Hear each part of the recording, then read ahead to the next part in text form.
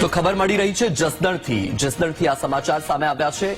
જસદણના કમળાપુરથી ખબર મળી છે કે જ્યાં હથિયારની હેરાફેરીનો પર્દાફાશ થયો છે। જસદણના કમળાપુરમાં હથિયારની હેરાફેરીનો પર્દાફાશ। દેશી બનાવટની બંદૂક સાથે એક આરોપીની ધરપકડ કરવામાં આવી છે। એસઓજીએ હિરેન ડણાયા નામના શખ્સની ધરપકડ કરી છે। હથિયારની હેરાફેરીને લઈને આ કાર્યવાહી કરવામાં આવી છે। આરોપી ક્યાંથી હથિયાર લાવ્યો તે દિશામાં પોલીસ તપાસ કરી રહી છે।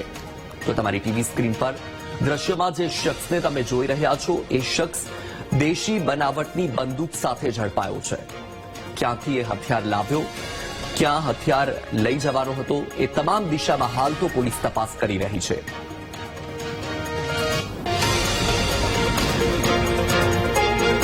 વધુ માહિતી મેળવીએ સંવાદદાતા કાળુ પાસેથી। કાળુ, કમળાપુરથી એક શખ્સ ઝડપાયો છે કે જે હથિયારની હેરાફેરી કરી રહ્યો હતો, શું માહિતી?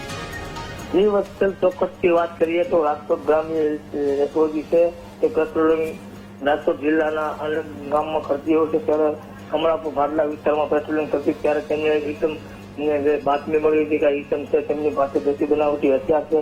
તો કમળાપુર ચોટીલા રોડ નજીક જે જય સોમનાથ પેટ્રોલ પંપ છે તેની બાજુમાં શખ્સ ઉભો હતો। પોલીસને શંકા જતા પોલીસે એની ધરપકડ કરી અને દિશામાંથી જે દેશી સમજતો હતો અને પોલીસ દ્વારા એની પૂછપરછ કરવામાં આવી।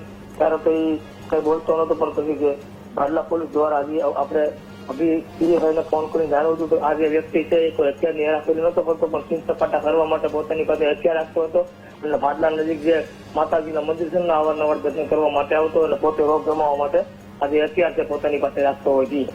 બિલકુલ, કાળુ, માહિતી બદલ આભાર।